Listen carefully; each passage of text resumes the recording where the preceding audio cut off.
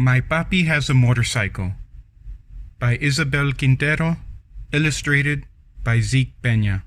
Para mi apa, para Corona, IQ. In memory of my pops, Richard Peña, the man who taught me to work with my hands, ZP. My papi has a motorcycle. From him, I've learned words like carburetor and cariño, drill and dedication.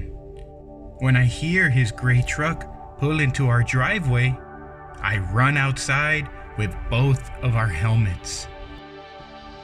My papi, the carpenter, is covered in sawdust and smells like a hard day at work. His hands are rough from building homes every day. His job since he first arrived in this country. But even though he comes home tired, he always has time for me. When our city is winding down, he takes me for a ride. Today, he's going to show me the new houses he's working on. Papi is careful with my ponytail as he pulls my helmet tight. When he lifts me onto the smooth black seat, his hands don't feel rough. They don't feel tired. They feel like all the love he has trouble saying. Lista? Si. Papi revs the engine, and the smell of gasoline hits me as he squeezes the accelerator. Con cuidado, be careful. The motor rumbles and growls. Agárrate, hold on. And then we take off. The shiny blue metal of the motorcycle glows in the sun. The sun. The bright orange sun is on its way down, turning our sky blue and purple and gold. We become a spectacular celestial thing soaring on asphalt. A comet. The sawdust falling from Papi's hair and clothes becomes a tail following us. Papi zigzags through the streets. We pass Abuelita's church and Tortilleria La Estrella and stop for stray cats crossing in front of us. Mommy thinks there's too many of them, but I think there's just enough. We pass Joy's Market, where Mommy buys my gummy bears. Mr. Garcia, our librarian, is walking out the door and nods at us. We nod back. This is how we always greet each other. We roar past murals that tell our story, of citrus groves and immigrants who worked them, and of the famous road race that took place on Grand Boulevard 100 years ago. Daisy! Now, I know we are stopping at Don Rudy's Raspados. But as we near the shop, we see it's empty and out of business. I can tell Papi is disappointed. I imagine the smell of sweet syrups Don Rudy used to flavor our shaved ice. I won't be the only one who misses him.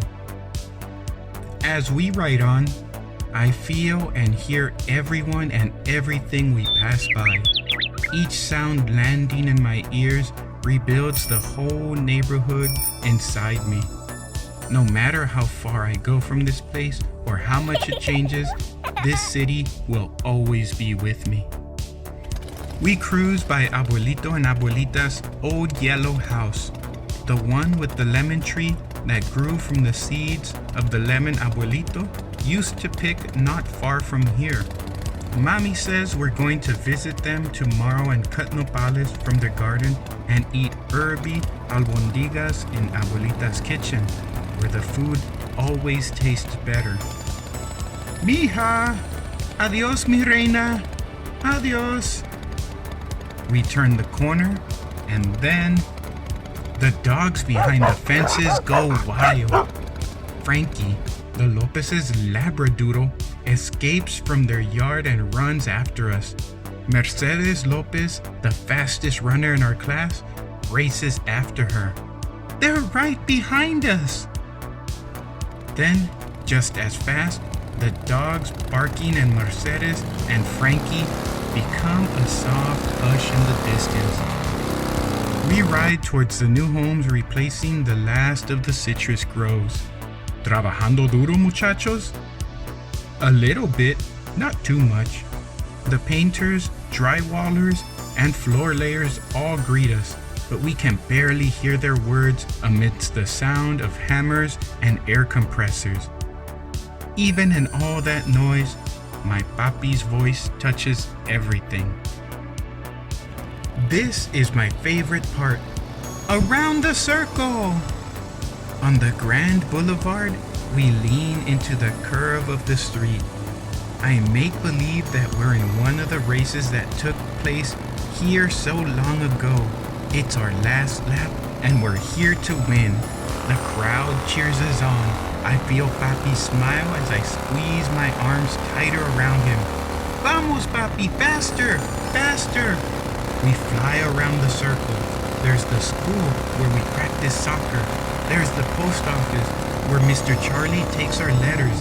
And the paneria where Papi buys conchas on Sunday mornings. Here it is, all of our beautiful city. My eyes try to catch everything, but the colors of houses blend into one another. Red, blue, green, orange, pink. We ride until the blue glow from the motorcycle begins to dim and our comet tail has been left behind on the streets we've traveled.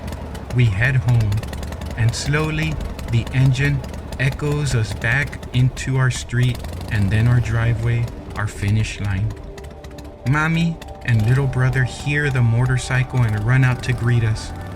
Mommy waves us in, just like a referee. Papi and I can't stop laughing.